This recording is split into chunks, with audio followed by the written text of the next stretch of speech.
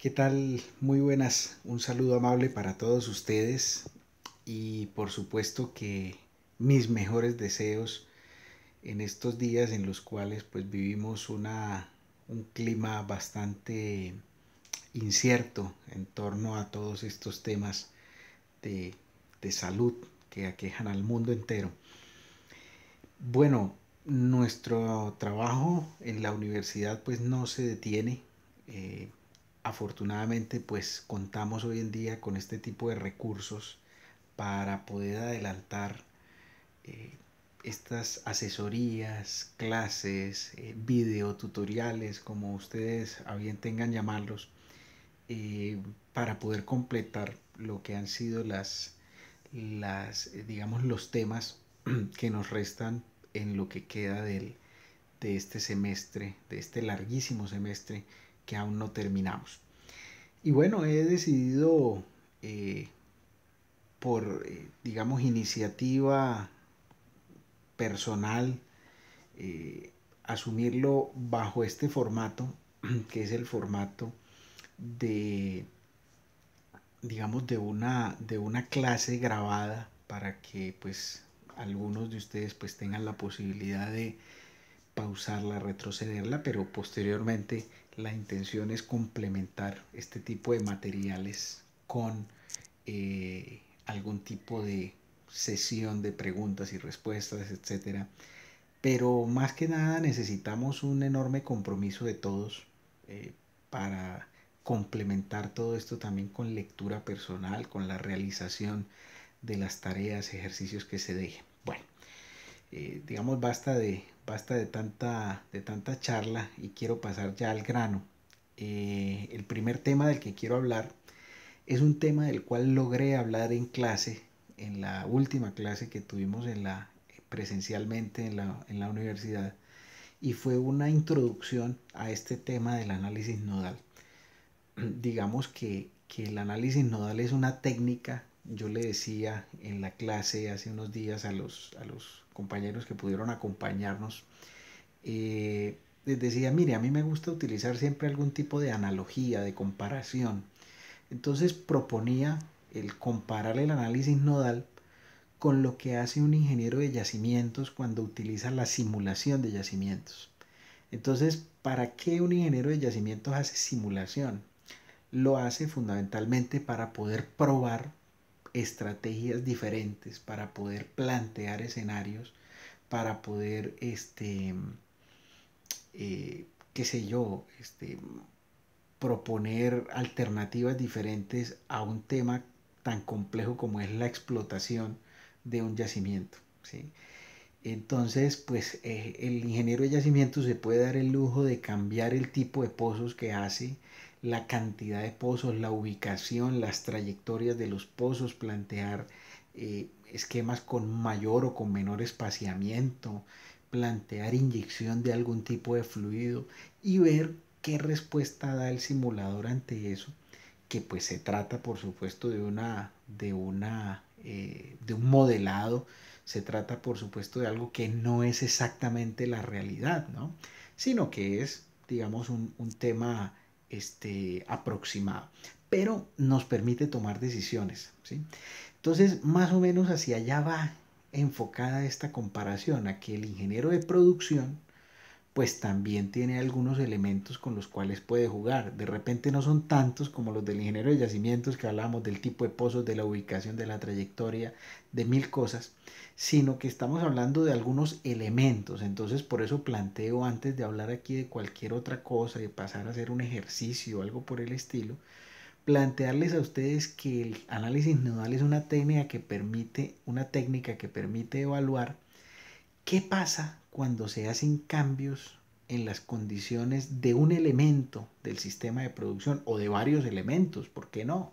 O de muchos elementos de manera simultánea.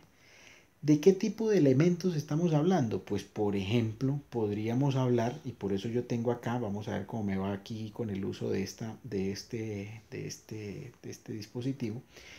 eh, Nosotros en el sistema de producción pues tenemos varios elementos, como se ve ahí, ¿no? Tenemos por supuesto el yacimiento, tenemos los perforados, tenemos el nivel de fluido, tenemos la presión en el anular del pozo, la presión en cabeza, tenemos alguna bomba en la mayoría de los casos, tenemos una tubería de producción, un tubing, ¿m? Y ese tubing pues puede tener un diámetro pequeño, un diámetro grande. Tenemos una línea de producción o una tubería que conecta la cabeza del pozo con el separador. Tenemos la presión del separador. Es decir, tenemos un montón de elementos allí que nos permiten a nosotros o que pueden ser en un momento determinado modificados. Entonces, cuando volvemos acá al inicio y planteamos cambios en las condiciones de un elemento, ¿cuál puede ser ese elemento? Pues cualquiera de las cosas que les acabo de mencionar, ¿sí? Entonces, por ejemplo, ¿qué pasa si le cambio yo el diámetro del tubing a un pozo? Entonces, si yo le cambio el diámetro del tubing a un pozo, eso va a generar una respuesta. Va a generar una respuesta en términos de producción. Por ejemplo, lo normal, lo común, lo usual es que un cambio en un tubing para volverlo más grande o ponerle a un pozo una tubería de producción más grande de un diámetro mayor, normalmente va a generar un aumento en la tasa de producción. ¿Sí? ¿Por qué? Ya lo vamos a ver en un ratito, ya lo vamos a ver en un ratito mejor explicado. Eso casi siempre se cumple, ¿no? La excepción que suele ocurrir acá puede estar relacionada muchas veces con los pozos de gas, porque en los pozos de gas ocurre un fenómeno que se llama el fenómeno del arrastre de las partículas, el arrastre de las partículas líquidas hacia la cabeza del pozo. Entonces, en un pozo de gas, lo que tenemos nosotros es que por el tubing sube con una gran velocidad, o se desea que suba con gran velocidad el gas, y que esa gran velocidad pues permita el arrastre de las partículas de líquido. Entonces, cuando nosotros tenemos un pozo de gas y le ponemos un tubing grande, pues la velocidad de ascenso de ese gas por el tubing disminuye, y entonces también disminuye el arrastre de líquidos hacia la superficie. Entonces, en pozos que tengan digamos, un GOR, una relación gas-aceite o una relación gas-líquido, más bien grande, suele presentarse un fenómeno de, digamos, de que lo mejor en ese tipo de pozos es poner un tubing pequeño, ¿vale? Ahora, lo otro que puede pasar es que ese cambio en el tamaño del tubing pues genere un cambio en la tasa de producción. Digamos que yo tengo un pozo con una tubería de 2,3 octavos y propongo instalarle una tubería de 2,7 octavos.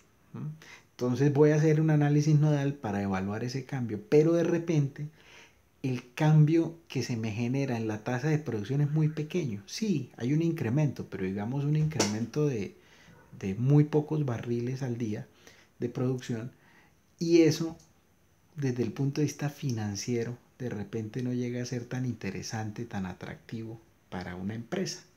Entonces, por eso aquí digo que los cambios en las condiciones digamos, de un elemento en el sistema de producción, vamos a ir poniendo aquí algunas cositas, que estos cambios generan cambios en la tasa, pero al final de cuentas la famosa configuración óptima, y volvemos ahí a esa palabrita, la configuración óptima, pues es una configuración que depende no solo de lo técnico, sino de lo financiero.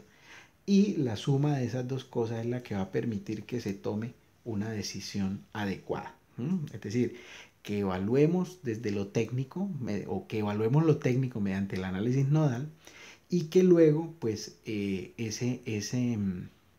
digamos, eso se vea después reflejado en términos de una producción incremental, y que esa producción incremental pues genera unos ingresos adicionales, y esos ingresos adicionales justifican la inversión de un dinero para hacer un cambio de tubería, por ejemplo, ¿vale? Entonces, de todo eso es de lo que vamos a hablar mediante el tema del análisis nodal. ¿Por qué el análisis nodal se llama así? ¿Sí? Pues se llama análisis nodal porque nosotros vamos a partir del hecho de que vamos a utilizar lo que llamamos nosotros nodos. ¿Sí? Nodos. ¿Qué es un nodo? Básicamente un sitio cualquiera de este sistema de producción. Vamos a poner un ejemplo. Vamos a suponer que para nosotros el nodo va a ser el fondo del pozo. Vamos a suponer eso.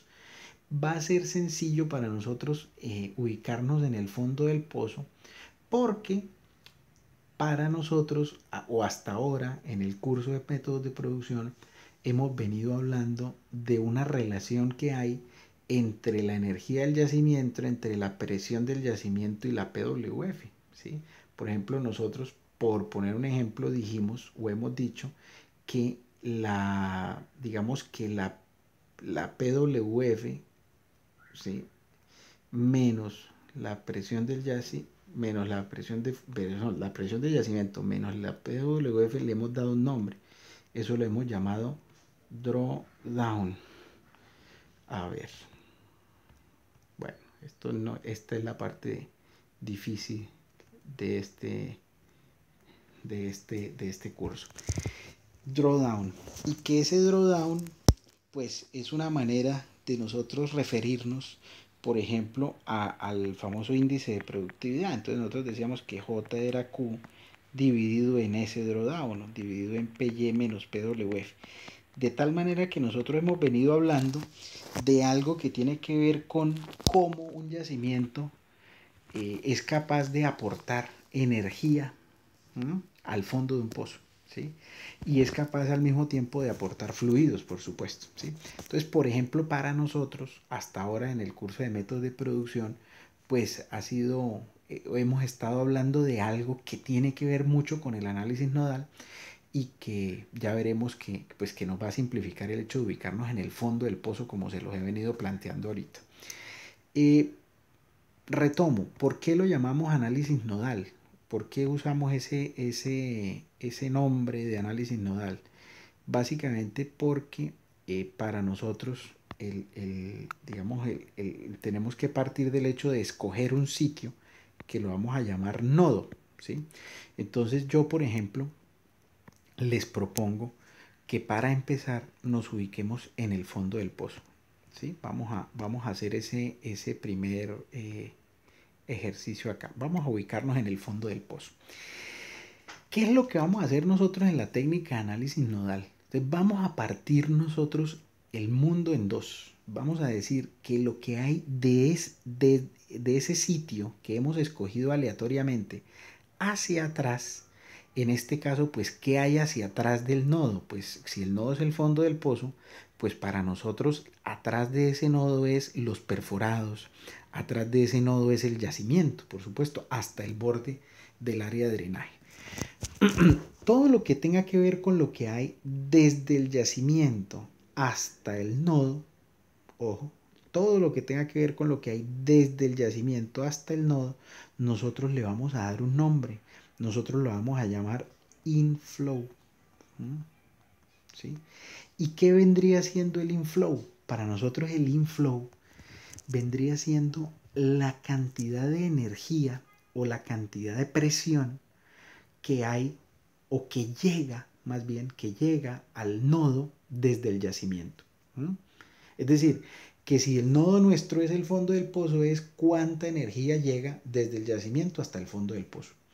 Si el nodo fuera el separador, que también se puede escoger ese sitio como un nodo, y veremos más adelante que se puede utilizar, pues para nosotros el inflow será la energía que llega desde el yacimiento, pasa por el fondo, pasa por la cabeza del pozo y llega al separador, ¿sí? Entonces para nosotros esa es una primera parte, ¿sí? El inflow, por lo tanto, es algo real. El inflow es algo que existe, que lo tenemos cuantificado. Yo voy a mover acá un poquito esto y voy a hacer una gráfica. Entonces la gráfica que les voy a plantear es la que hemos hecho toda la vida. Bueno, tampoco toda la vida, pero sí todo el tiempo en el curso de métodos de producción. Entonces lo que hemos hecho nosotros siempre ha sido decir, bueno, si yo grafico la PWF contra el caudal, ¿cierto? Contra el caudal, nosotros lo que hemos utilizado acá siempre ha sido, por ejemplo, el modelo de la línea recta, o el modelo de Vogel, o el modelo de Fedkovich, etc. Y hemos obtenido una curva de este estilo. Estamos familiarizados con esa gráfica. ¿Qué significa esa gráfica? ¿Sí? Esa gráfica, pues lo que significa realmente es, si la miramos con calma, o si la miramos desde otra óptica diferente a la que hemos tenido nosotros hasta ahora, pues podríamos decir, vea, lo que esa gráfica está representando es que mientras más producción yo quiera tener en un pozo, menor va a ser la energía que hay en el fondo del pozo. ¿Sí? Es decir, si yo no quiero producir nada, pues en el fondo del pozo tengo una presión tan grande como la presión del yacimiento. Si yo quiero producir un poco, ¿sí? Entonces vamos a poner aquí un punto. Vamos a decir que si yo voy a producir poco, o sea, un caudal por acá, entonces en el fondo del pozo voy a obtener una presión por acá, ¿sí? Porque yo llego acá, toco y vengo acá, voy a tener una presión, digamos, muy grande. Y si yo quiero producir mucho, o sea, una presión por acá, o un caudal por acá, perdón, voy a tener en el fondo del pozo muy poca energía. Y si quiero producir lo que ya hemos llamado el Q máximo, pues voy a tener cero energía en el fondo del pozo, ¿sí? De eso es de lo que se trata este tema. O sea, démosle esa visión al inflow.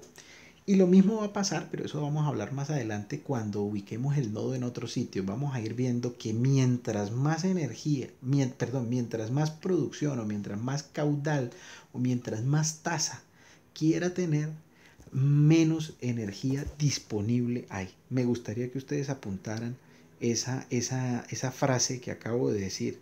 Mientras más energía haya, mientras más caudal yo quiera obtener, menos energía voy a tener disponible. Es una cuestión interesante acá. Bueno, esperen un segundito, voy a quitar acá el wifi porque veo que me van a seguir llegando ahí notificaciones de Facebook y otras cositas. Bueno, entonces esa es una parte, ¿sí? ¿Cuál es la otra parte de esta historia? Pues la otra parte es el outflow, ¿sí? Entonces para nosotros el outflow, ¿qué va a ser? Pues va a ser, vamos a volver a ubicar acá, vamos a decir, bueno, el final del camino es el separador. El final del camino para nosotros es el separador o del camino de estos fluidos. Entonces, estos fluidos, para que avancen, en este caso, desde el nodo, que es el fondo del pozo, pues van a tener que subir por el tubing, van a tener que avanzar por la tubería, por la línea de flujo, hasta llegar al separador, ¿no? Hasta llegar al separador. Y entonces, nosotros, a medida que hay flujo, a medida que hay más distancia que recorrer, pues por lo tanto hay más pérdidas de presión. Entonces, la presión del separador es un dato que podríamos considerarlo fijo.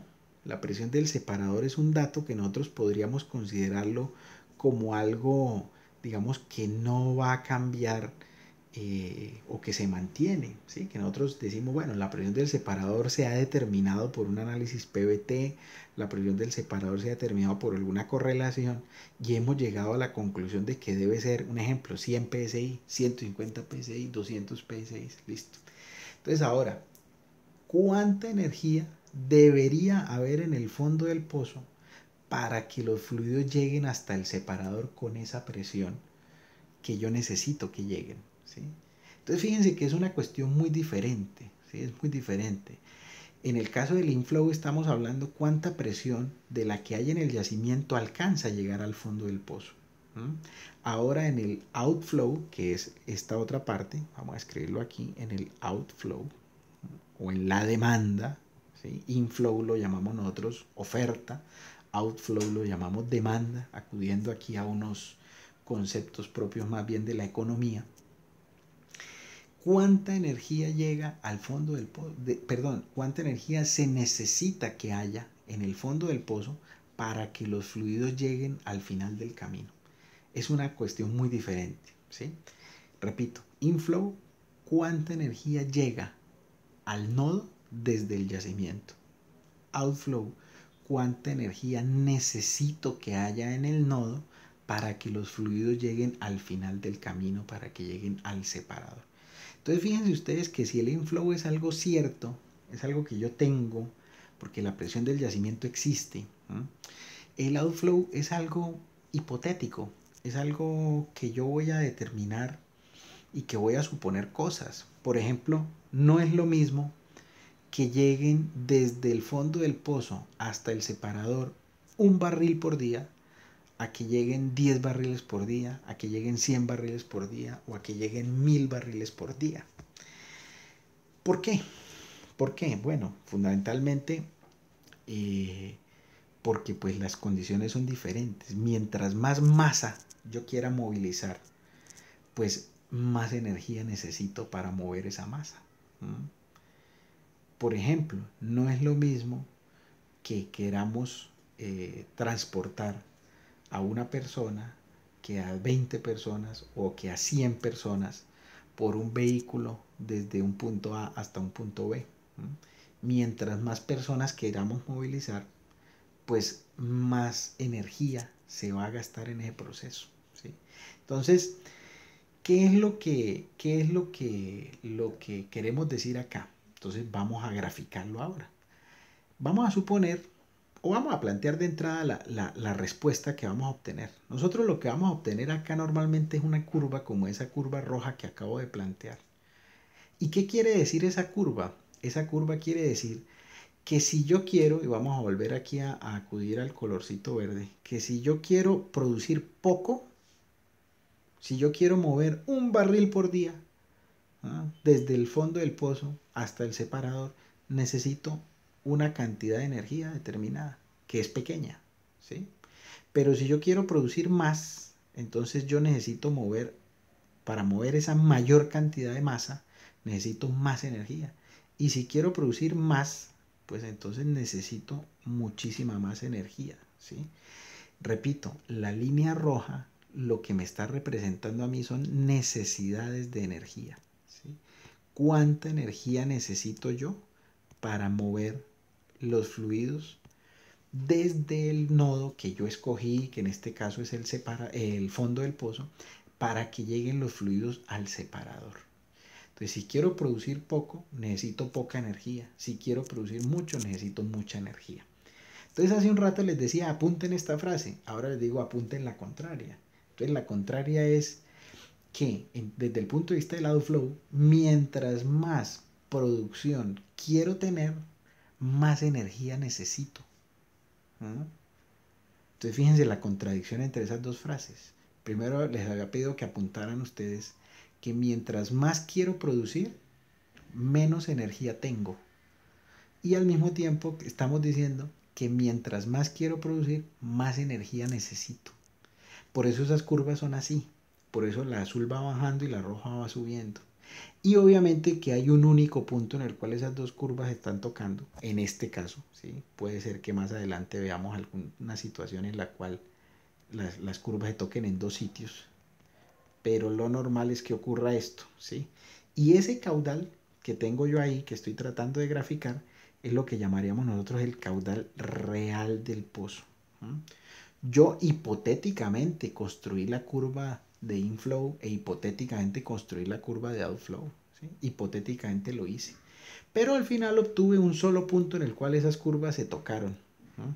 Y ese punto en el cual las curvas se tocaron, pues fue, vamos a hacer esto para que quede bien, ese único punto en el cual las curvas se tocaron, pues fue lo que llamaríamos el caudal real del pozo. Lo que realmente el pozo va a producir es el cruce de las curvas de oferta y demanda. Y eso es lo que nosotros queremos determinar. Eso es lo que queremos construir aquí.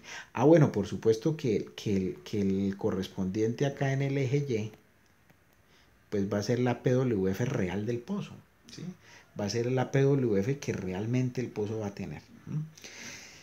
Yo sé que posiblemente varios de ustedes estén confundidos en este momento y digan, bueno, cuénteme, hagamos un ejercicio. Bueno, ya vamos a plantear un ejercicio. Pero antes quiero poner una pregunta conceptual.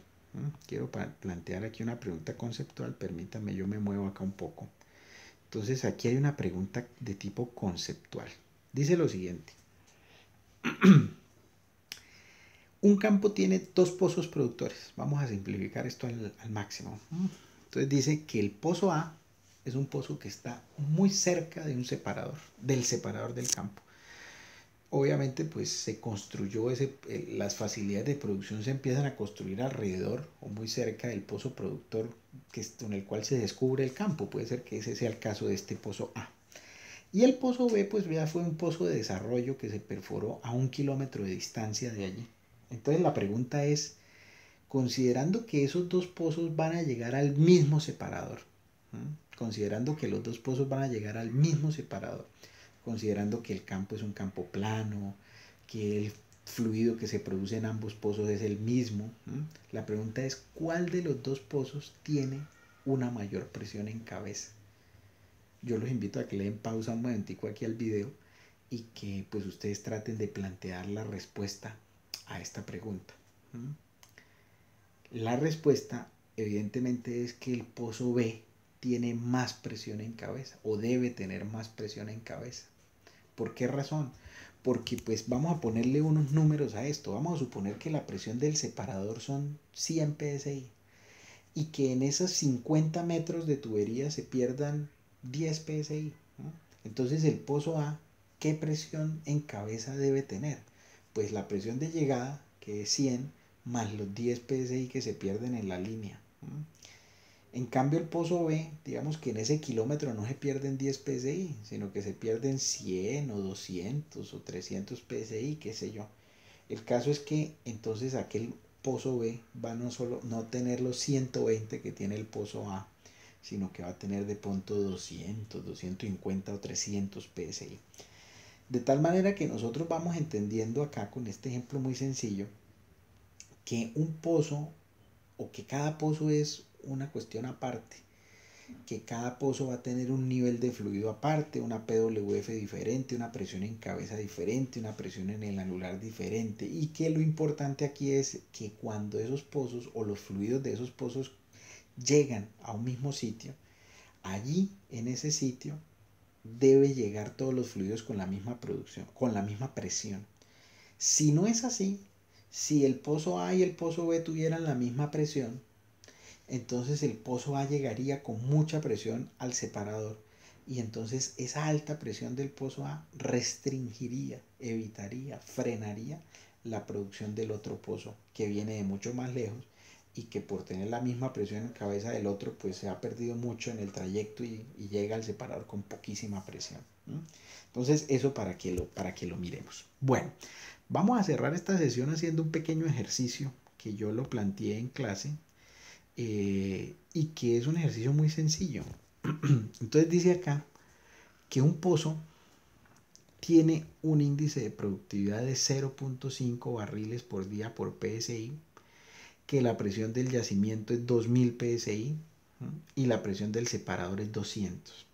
Obviamente que hasta acá, únicamente con los datos de J y PY, pues ya podemos construir un IPR, ¿no? O sea, nosotros podemos decir, digamos, como hemos dicho nosotros, que digamos que el J es igual a Q sobre delta P, ¿cierto? Sobre PY menos PWF. ¿No?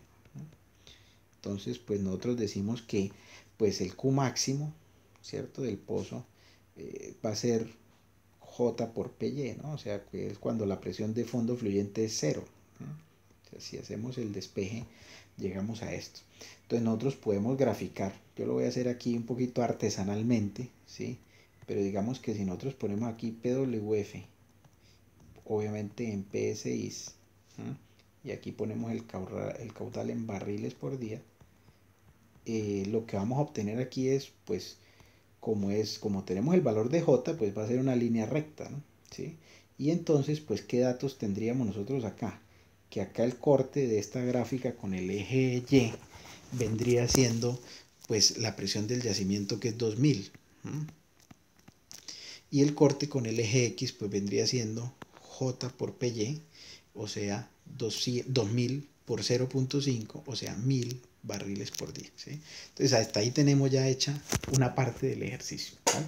Hemos construido el IPR, hemos dicho que mientras más queramos producir, pues menos energía llega al fondo del pozo, ¿vale? Entonces eso, digamos que está muy sencillo de hacer. Ahora, después dice que la presión del separador es 200 psi, ¿sí?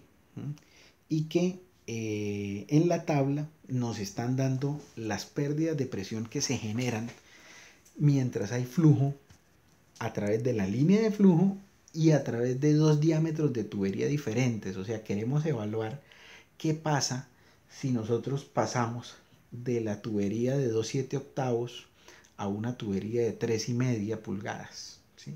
Entonces, eh, acudamos a ese análisis que acabamos de hacer en el ejemplo conceptual de aquel, que yo les decía, bueno, supongamos que la presión del separador es 100 y que en la línea de flujo se pierden 50, entonces en cabeza debe tener 150. Entonces hagamos el mismo análisis acá. Digamos nosotros que, para simplificar acá las cosas, ¿cuánto sería para efectos del outflow? Aquí ya estoy mostrando la respuesta, entonces no quiero que se vea todavía. Para efectos del outflow, ¿cómo construiríamos nosotros el valor de la PWF? Entonces nosotros diríamos, vea, la PWF que se necesita, o la PWF del outflow,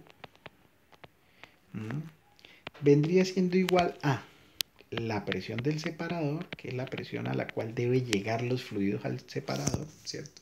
La presión que hay al final del camino, más lo que se pierde en la línea de flujo, más lo que se pierde en el tubing. ¿Sí?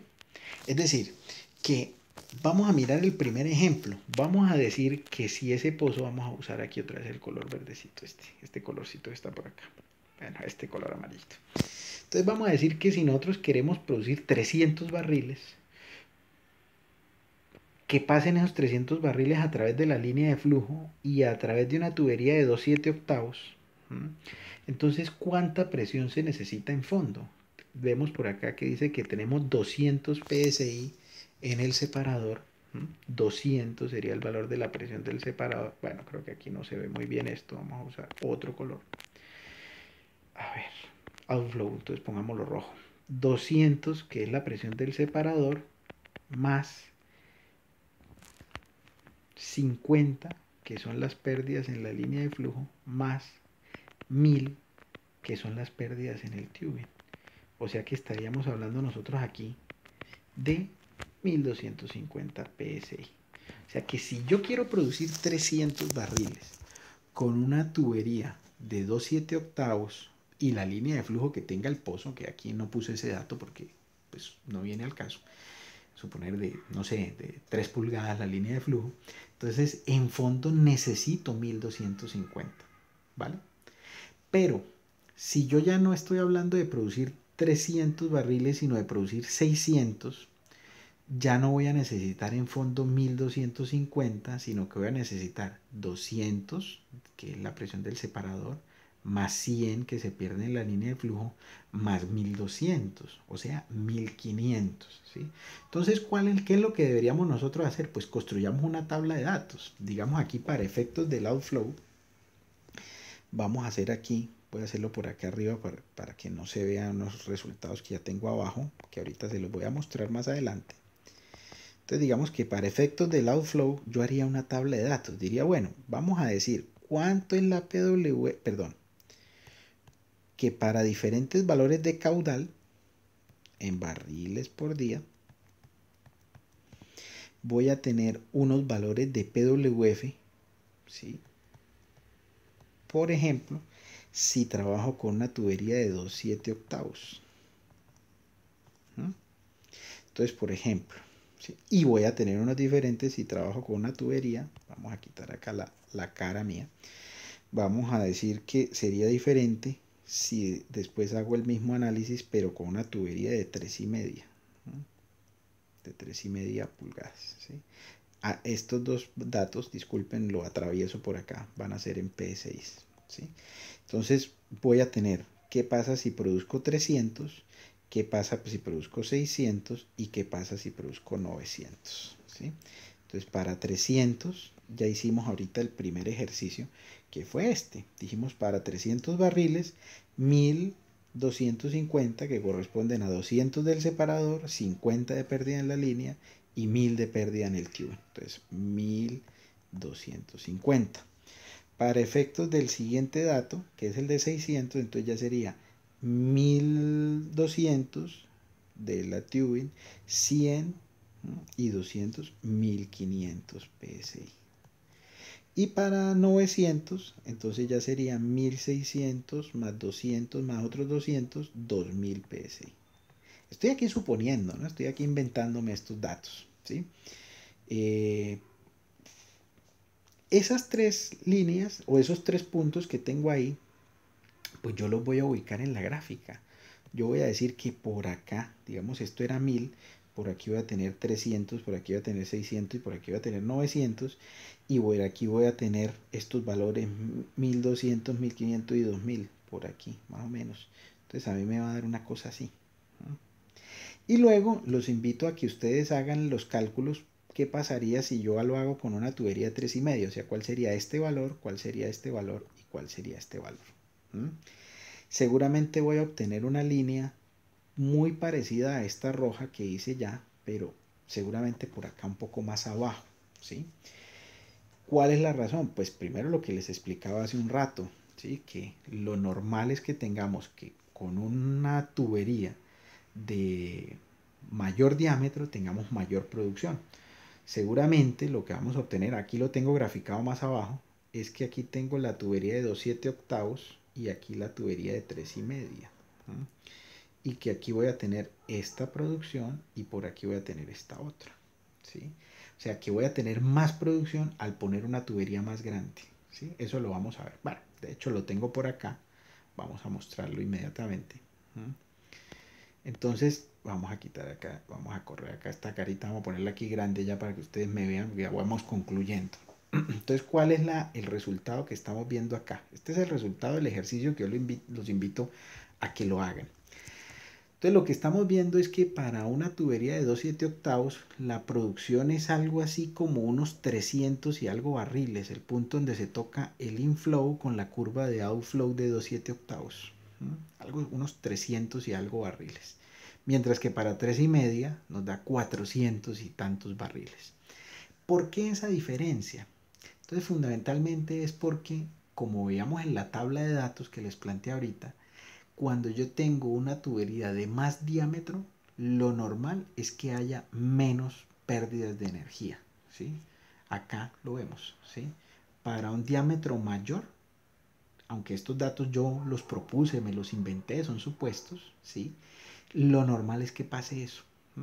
Que más diámetro implique menos pérdidas de energía en el camino, como en ese pozo que estaba cerca al separador, y entonces ese pozo al estar cerca pues implicaba unas menores pérdidas de energía, ¿vale?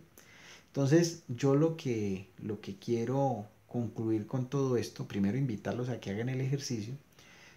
También les vamos a estar dejando por ahí una tarea que complementa esto, un ejercicio complementario, pero se trata simplemente de entender que, fíjense ustedes que aquí no hubo ninguna complejidad, al final de cuentas hubo que hacer fue un par de restas, ¿sí? O de sumas.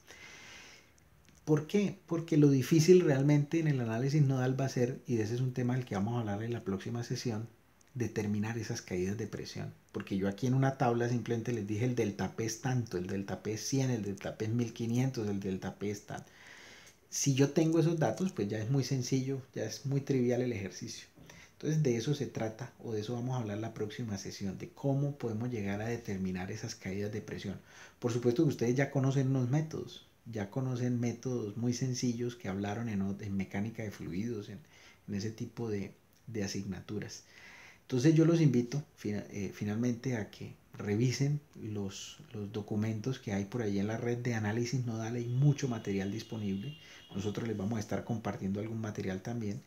Y a que hagan algunos ejercicios muy sencillos que les vamos a estar proponiendo. La próxima sesión entonces va a ser sobre cálculo de pérdidas de presión y les vamos a presentar un par de métodos que seguramente ustedes no conocían. Bueno, uno que sí seguramente conocían, pero que me voy a referir a él para mostrarles lo complejo que es y por qué hay que dejarlo normalmente en manos de las máquinas. Y otro que sí es un método muy sencillo, pero con muchísimas restricciones, pero que nos va a ser muy fácil resolver este tipo de ejercicios. Bueno, les agradezco a todos por asistir, por ver este video y espero que haya sido de el mayor provecho para todos. Hasta una próxima ocasión. Mil gracias a todos.